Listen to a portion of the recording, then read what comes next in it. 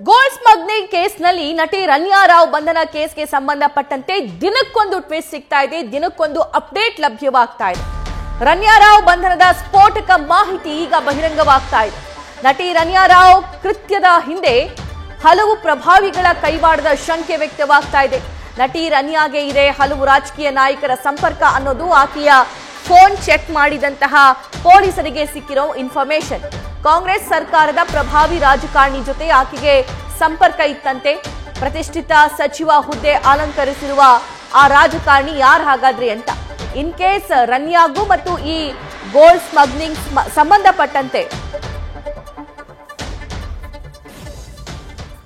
Live details ನಮ್ಮ ಪ್ರತಿನಿಧಿ ಪ್ರಜ್ವಲ್ ನೀಡ್ತಾ ಹೋಗ್ತಾರೆ. ಪ್ರಜ್ವಲ್, ರನ್ಯಾ ಫೋನ್ ಆಗಿರಬಹುದು, ಆಕೆ ಯಾರ ಜೊತೆ ಸಂಪರ್ಕ ಹೊಂದಿದ್ದಾಳೆ ಅನ್ನೋದಾಗಿರಬಹುದು, ಆಕೆಯ ಬ್ಯಾಕ್ ಗ್ರೌಂಡ್ ಅನ್ನ ಅಧಿಕಾರಿಗಳು ಜಾಲಾಡ್ತಿದ್ದಾರೆ. ಅದರ ಮಧ್ಯೆ ಕಾಂಗ್ರೆಸ್ನ ಪ್ರಭಾವಿ ಸಚಿವರೊಬ್ಬರ ಜೊತೆ ಆಕೆಗೆ ಸಂಪರ್ಕ ಇರೋದು ಲಭ್ಯವಾಗ್ತಿರೋ ಮಾಹಿತಿ. ಹಾಗಾದ್ರೆ ಆ ಸಚಿವ ಯಾರು, ಮುಂದೇನ್ ಕಾದಿದೆ ಹಾಗಾದ್ರೆ?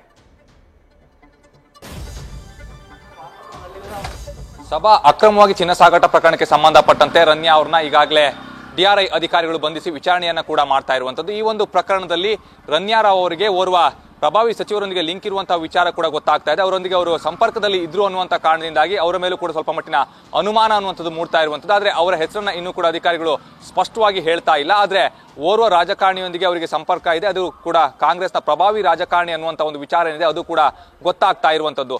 ಆದ್ರೆ ಅವ್ರು ಯಾರು ಅನ್ನೋದ್ರ ಬಗ್ಗೆ ಇನ್ನೂ ಕೂಡ ತನಿಖೆಯನ್ನ ಮಾಡ್ತಾ ಇದ್ದಾರೆ. ಹಾಗೆ ಅವರಿಗೂ ಮತ್ತು ಇವರಿಗೂ ಯಾವ ರೀತಿಯಲ್ಲಿ ಸಂಪರ್ಕ ಇದೆ, ಈ ಒಂದು ಪ್ರಕರಣಕ್ಕೆ ಸಂಬಂಧಪಟ್ಟಂತೆಯೇ ಸಂಪರ್ಕ ಇತ್ತಾ ಅಥವಾ ಬೇರೆ ಯಾವುದಾದ್ರೂ ವಿಚಾರಕ್ಕೆ ಸಂಬಂಧಪಟ್ಟಂತೆ ಸಂಪರ್ಕ ಇದೆಯಾ ಅನ್ನೋದ್ರ ಬಗ್ಗೆ ಕೂಡ ಇಲ್ಲಿ ಮಾಹಿತಿಯನ್ನ ಕಲೆ ಹಾಕ್ತಾ ಇದ್ದಾರೆ. ಯಾಕೆಂದ್ರೆ ಯಾವುದೇ ಒಂದು ವ್ಯಕ್ತಿ ಹೆಸರು ಕೇಳಿ ಬಂದಂತಹ ತಕ್ಷಣದಲ್ಲೇ ಅವರನ್ನ ಈ ಒಂದು ಪ್ರಕರಣದಲ್ಲಿ ಆರೋಪಿಯನ್ನಾಗಿ ಮಾಡ್ಲಿಕ್ಕಾಗ್ಲಿ ಅಥವಾ ಅವರೊಂದಿಗೆ ಅದೇ ಒಂದು ಈ ಒಂದು ವಿಚಾರಕ್ಕೆ ಸಂಬಂಧಪಟ್ಟಂತೆಯೇ ಅವರು ಸಂಪರ್ಕದಲ್ಲಿ ಇದ್ರು ಅಂತ ಹೇಳಲಿಕ್ಕಾಗ್ಲಿ ಸಾಧ್ಯವಾಗೋದಿಲ್ಲ. ಆ ನಿಟ್ಟಿನಲ್ಲಿ ಈಗ DRI ಅಧಿಕಾರಿಗಳು ತನಿಖೆಯನ್ನ ಮಾಡ್ತಾ ಇರುವಂತದ್ದು. ಯಾಕೆ ಅಂತ ಹೇಳಿದ್ರೆ ಇಲ್ಲಿ ನಟಿ ರನ್ಯಾ ರಾವ್ ಅವರು ಏನಿದ್ದಾರೆ ಅವರೊಂದಿಗೆ ಸಾಕಷ್ಟು ಜನ ಪ್ರಭಾವಿ ವ್ಯಕ್ತಿಗಳು ಸಂಪರ್ಕದಲ್ಲಿರುವಂತಹ ಸರ್ವೇ ಸಾಮಾನ್ಯ. ಕಾರಣ ಏನು ಅಂತ ಹೇಳಿದ್ರೆ ಅವರು ಕೂಡ ಸಾಕಷ್ಟು ಜನರು, ಅವರು ಕೂಡ ಪ್ರಭಾವಿ ಒಂದು ನಟಿ ಆಗಿರೋದ್ರಿಂದಾಗಿ ಮತ್ತೆ ಅವರಿಗೂ ಕೂಡ ಸಾಕಷ್ಟು ಜನರ ಒಂದು ಪರಿಚಯ ಇರೋದ್ರಿಂದಾಗಿ ಅವರಿಗೂ ಈ ರೀತಿಯ ನಂಟು ಇರುವಂತದ್ದು ಸರ್ವೇ ಸಾಮಾನ್ಯ ಆಗಿರೋದ್ರಿಂದಾಗಿ ಅವರೊಂದಿಗೆ ಇರುವಂತವ್ರು ಎಲ್ಲರನ್ನ ಕೂಡ ಇಲ್ಲಿ ಸಸ್ಪೆಕ್ಟ್ ಅನ್ನ ಮಾಡ್ಲಿಕ್ಕೆ ಬರೋದಿಲ್ಲ. ಆದ್ರೂ ಕೂಡ ಅಂದ್ರೆ ಯಾರು ಅತಿ ಹೆಚ್ಚಾಗಿ ಅವರೊಂದಿಗೆ ಸಂಪರ್ಕದಲ್ಲಿ ಇದ್ದಾರಲ್ಲ ಅವರ ಬಗ್ಗೆ ಸ್ವಲ್ಪ ಮಟ್ಟಿನ ಅನುಮಾನವನ್ನ ಈಗಾಗಲೇ DRI ಅಧಿಕಾರಿಗಳು ವ್ಯಕ್ತಪಡಿಸ್ತಾ ಇರುವಂತದ್ದು. ಅದರಲ್ಲಿ ಪ್ರಮುಖವಾಗಿ ನಾವು ಗಮನಿಸ್ತಾ ಹೋದ್ರೆ ಅಂದ್ರೆ ಇಲ್ಲಿ ಕಾಂಗ್ರೆಸ್ನ ಪ್ರಭಾವಿ ರಾಜಕಾರಣಿಯೊಬ್ಬರ ಹೆಸರು ಕೂಡ ಕೇಳಿ ಬರ್ತಾ ಇದೆ. ಅವರು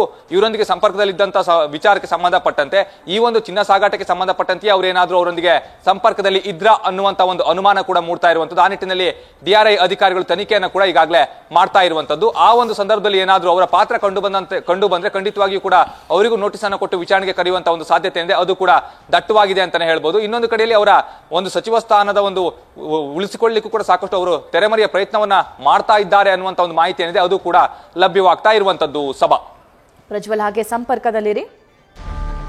ಗೋಲ್ಡ್ ಸ್ಮಗ್ಲಿಂಗ್ ಕೇಸ್ನಲ್ಲಿ ರನ್ಯಾ ರಾವ್ ಬಂಧನ ಕೇಸ್ಗೆ ಸಂಬಂಧಪಟ್ಟಂತೆ DRI ಹಾಗೂ CBI ಎರಡೂ ತಂಡಗಳಿಂದ ಜಂಟಿ ಕಾರ್ಯಾಚರಣೆ ನಡೀತಾ ಇದೆ. ಗೋಲ್ಡ್ ಸ್ಮಗ್ಲಿಂಗ್ ಗ್ಯಾಂಗ್ನ ಬೆನ್ನಟ್ಟಿರುವ ತನಿಖಾ ತಂಡಗಳು ಮೊದಲು DRI ನಂತರ CBI ಕೈಗೆ ಹೋಗಲಿರುವ ನಟಿ ರನ್ಯಾ ಕೇಸ್. DRI ವಿಚಾರಣೆಯಲ್ಲಿ ಸ್ಮಗ್ಲಿಂಗ್ ಮಾಡಿದ್ದ ಮಾಹಿತಿ ರಿವೀಲ್ ಆಗುತ್ತೆ. ನಟಿ ರನ್ಯಾ ರಾವ್ರನ್ನ ಕಸ್ಟಡಿಗೆ ಪಡೆಯೋದಕ್ಕೆ CBI ಅಧಿಕಾರಿಗಳು ಕೂಡ ಪ್ಲಾನ್ ಮಾಡಿದ್ದಾರೆ. ಲೈವ್ ಡೀಟೇಲ್ಸ್ ಪ್ರಜ್ವಲ್ ನೀಡ್ತಾ ಹೋಗ್ತಾರೆ. ಪ್ರಜ್ವಲ್, ಮೊದಲು DRI ಅಧಿಕಾರಿಗಳ ಕೈಗೆ ರನ್ಯಾ ಲಾಕ್ ಆಗ್ತಾರೆ, ತದನಂತರ CBI ಕೂಡ ಪ್ರಕರಣದಲ್ಲಿ ಎಂಟ್ರಿ ಆಗುತ್ತೆ ಮತ್ತು ED ಅಧಿಕಾರಿಗಳು ಕೂಡ ಎಂಟ್ರಿ ಆಗುವಂತಹ ಸಾಧ್ಯತೆ ಇದೆ ಅನ್ನೋ ಮಾಹಿತಿ ಲಭ್ಯವಾಗ್ತಿದೆ. CBI ವಿಚಾರಣೆ ಆರಂಭ ಮಾಡಿದೆಯಾ? ವಿಚಾರಣೆ ಯಾವಾಗ ಆರಂಭವಾಗುತ್ತೆ?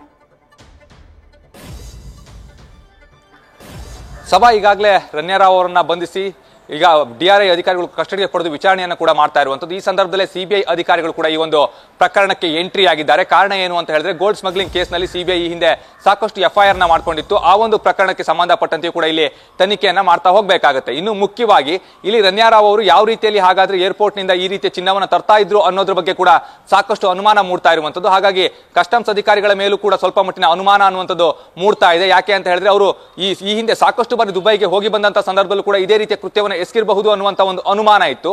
ಆದ್ರೆ ಹಾಗಾದ್ರೆ ಅವ್ರನ್ನ ಚೆಕಿಂಗ್ ಮಾಡಿಯೇ ಅವರು ಏರ್ಪೋರ್ಟ್ ನಿಂದ ಹೊರಬಿಟ್ರ ಅನ್ನುವಂತ ಅನುಮಾನ ಏನಿದೆ ಅದು ಕೂಡ ಈಗ ಕಾಡ್ತಾ ಇರುವಂತದ್ದು. ಆ ನಿಟ್ಟಿನಲ್ಲಿ ಅಧಿಕಾರಿಗಳು ಕೂಡ ತನಿಖೆಯನ್ನ ಮಾಡ್ತಾ ಹೋಗ್ತಾರೆ. ಅಷ್ಟೇ ಅಲ್ಲದೆ ಈ ರೀತಿಯ ಒಂದು ಪ್ರಕರಣಗಳು ಆದಂತಹ ಸಂದರ್ಭದಲ್ಲಿ ಅಲ್ಲಿ ಯಾರಾದ್ರೂ ಇಲ್ಲಿ ಅಧಿಕಾರಿಗಳು ಇವರಿಗೆ ಸಪೋರ್ಟ್ ಅನ್ನ ಮಾಡಿದ್ರ ಅನ್ನೋದ್ರ ಬಗ್ಗೆ ಕೂಡ ಮಾಹಿತಿಯನ್ನು ಕಲೆ ಹಾಕಬೇಕಾಗುತ್ತೆ. ಆ ನಿಟ್ಟಿನಲ್ಲಿ ಈಗ ಸಿಬಿಐ ಅಧಿಕಾರಿಗಳು ಕೂಡ ತನಿಖೆಯನ್ನ ಮಾಡ್ತಾ ಇರುವಂತದ್ದು. ಈ ಹಿಂದಿನ ಎಲ್ಲಾ ಗೋಲ್ಡ್ ಸ್ಮಗ್ಲಿಂಗ್ ಕೇಸ್ಗಳನ್ನ ಕೂಡ ತೆಗೆದುಕೊಳ್ತಾರೆ. ಅದರಲ್ಲಿ ಬಂದಂತಹ ಅಂಶಗಳು ಹಾಗೆ ಇಲ್ಲಿರುವಂತಹ ಅಂಶಗಳಿಗೆ ಏನಾದ್ರೂ ಮ್ಯಾಚ್ ಆಗುತ್ತಾ ಅನ್ನೋದ್ರ ಬಗ್ಗೆ ಕೂಡ ಒಂದು ಪರಿಶೀಲನೆ ನಡೆಸ್ತಾರೆ. ಆ ಸಂದರ್ಭದಲ್ಲಿ ಯಾವ್ದಾದ್ರು ಅಂಶಗಳು ಮ್ಯಾಚ್ ಆಗಿದ್ರೆ ಆ ಒಂದು ಮ್ಯಾಚ್ ಆದಂತಹ ಅಂಶಗಳು ಯಾವ್ಯಾವುದು, ಹಾಗೆ ಅದರಲ್ಲಿ ಬೇರೆ ಯಾರಾದ್ರೂ ವ್ಯಕ್ತಿಗಳ ಇನ್ವಾಲ್ವ್ಮೆಂಟ್ ಇದೆಯಾ ಅನ್ನೋದ್ರ ಬಗ್ಗೆ ಕೂಡ ಮಾಹಿತಿಯನ್ನು ಕಲೆ ಹಾಕ್ತಾರೆ. ಅನಂತರದಲ್ಲಿ ಸಿಬಿಐ ಅಧಿಕಾರಿಗಳು ಮುಂದಿನ ಒಂದು ಪ್ರೊಸೀಜರ್ ಅನ್ನ ಮಾಡ್ತಾ ಹೋಗ್ತಾರೆ. ಇನ್ನೊಂದು ಕಡೆಯಲ್ಲಿ ಇಡಿ, ಯಾಕೆ ಅಂತ ಹೇಳಿದ್ರೆ ಅವರ ಮನೆಯಲ್ಲಿ ನಗದು ಹಣ ಪತ್ತೆಯಾಗಿರೋದ್ರಿಂದಾಗಿ ಇಡಿ ಕೂಡ ಇಲ್ಲಿ ಎಂಟ್ರಿ ಆಗುವಂತ ಒಂದು ಸಾಧ್ಯತೆ ಇದೆ, ಅದು ದಟ್ಟವಾಗಿದೆ ಅಂತ ಹೇಳ್ಬೋದು. ಮತ್ತೆ ಬ್ಲಾಕ್ ಮನಿಯಲ್ಲಿ ಇವರು ಚಿನ್ನವನ್ನ ಖರೀದಿಸಿರುವಂತಹ ಒಂದು ವಿಚಾರ ಏನಿದೆ ಅದು ಗೊತ್ತಾಗ್ತಾ ಇರುವಂತದ್ದು. ಯಾಕೆ ಅಂತ ಹೇಳಿದ್ರೆ ಇಲ್ಲಿ ಟ್ಯಾಕ್ಸ್ ಅನ್ನ ಕಟ್ಟಿದ್ದೇ ಆಗಿದ್ರೆ ಅದು ವೈಟ್ ಮನಿ ಆಗ್ಬಿಡುತ್ತೆ. ಹಾಗಾಗಿ ಇಲ್ಲಿ ಸ್ಮಗ್ಲಿಂಗ್ ಮಾಡುವಂತ ಒಂದು ಪ್ರಮೇಯವೇ ಬರೋದಿಲ್ಲ. ಅಂದ್ರೆ ನೇರವಾಗಿ ಟ್ಯಾಕ್ಸ್ ಅನ್ನ ಕಟ್ಟಿ ಚಿನ್ನವನ್ನ ಕೂಡ ತೆಗೆದುಕೊಂಡು ಬರಬಹುದು. ಆದ್ರೆ ಆ ರೀತಿಯ ಒಂದು ಅಂಶ ಏನಿದೆ ಅದು ಇಲ್ಲಿ ಪತ್ತೆಯಾಗಿಲ್ಲ. ಹಾಗಾಗಿ ಬ್ಲಾಕ್ ಮನಿಯಲ್ಲಿ ಅಂದ್ರೆ ಹವಾಲಾ ದಂಧೆಯ ಮುಖಾಂತರವಾಗಿ ಹಾಗಾದ್ರೆ ಇವರೇನಾದ್ರೂ ಈ ಒಂದು ಚಿನ್ನದ ಒಂದು ಸ್ಮಗ್ಲಿಂಗ್ ಅನ್ನ ಮಾಡ್ತಾ ಇದ್ರ ಅನ್ನುವಂತ ಒಂದು ಅನುಮಾನ ಏನಿದೆ ಅದು ಕೂಡ ಮೂಡ್ತಾ ಇರೋದ್ರಿಂದಾಗಿ ಇಡಿ ಕೂಡ ಈ ಒಂದು ಪ್ರಕರಣದಲ್ಲಿ ಎಂಟ್ರಿ ಆಗುವಂತ ಒಂದು ಸಾಧ್ಯತೆ ಇರುತ್ತೆ. ಇಡಿ ಎಂಟ್ರಿ ಆಯ್ತು ಅಂತ ಹೇಳಿದ್ರೆ ಇಲ್ಲಿ ಅವರು ಯಾವ ರೀತಿಯಲ್ಲಿ ಹಣವನ್ನು ಕೊಟ್ಟು ಖರೀದಿ ಮಾಡಿದ್ರು, ಇದ್ರ ಹಿಂದೆ ಯಾರ್ಯಾರಿದ್ದಾರೆ ಅನ್ನೋದ್ರ ಬಗ್ಗೆ ಕೂಡ ಮಾಹಿತಿಯನ್ನು ಕಲೆ ಹಾಕ್ತಾ ಬರುತ್ತೆ. ಅಷ್ಟೇ ಅಲ್ಲದೆ ಅವರ ಮನೆಯಲ್ಲಿ ಸಿಕ್ಕಂತ ನಗದಿಗೆ ಸಂಬಂಧಪಟ್ಟಂತೆಯೂ ಕೂಡ ಅವರು ಸ್ಪಷ್ಟವಾದಂತಹ ಒಂದು ಉತ್ತರವನ್ನ ಕೊಡಬೇಕಾಗುತ್ತೆ. ಆ ಹಣದ ಮೂಲ ಯಾವುದು ಅನ್ನೋದ್ರ ಬಗ್ಗೆ ಕೂಡ ಇಲ್ಲಿ ಇಡಿ ಅಧಿಕಾರಿಗಳು ತನಿಖೆಯನ್ನ ಮಾಡ್ತಾ ಹೋಗ್ತಾರೆ. ಒಂದೊಮ್ಮೆ ಇವರು ಸ್ಪಷ್ಟವಾದಂತಹ ಒಂದು ಉತ್ತರವನ್ನ ಕೊಡ್ಲಿಲ್ಲ ಅಂತ ಹೇಳಿದ್ರೆ ಮುಂದಿನ ದಿನಗಳಲ್ಲಿ ಸಂಕಷ್ಟವನ್ನ ಎದುರಿಸಲೇಬೇಕಾಗುತ್ತೆ. ಸಭಾ ರೈಟ್ ಪ್ರಜ್ವಲ್, ಥ್ಯಾಂಕ್ ಯು ಡೀಟೇಲ್ಸ್ಗಾಗಿ. ನ್ಯೂಸ್ ಫಸ್ಟ್ ನಿರ್ಭೀತಿಯಿಂದ ನಿಮ್ಮ ಪರವಾಗಿ.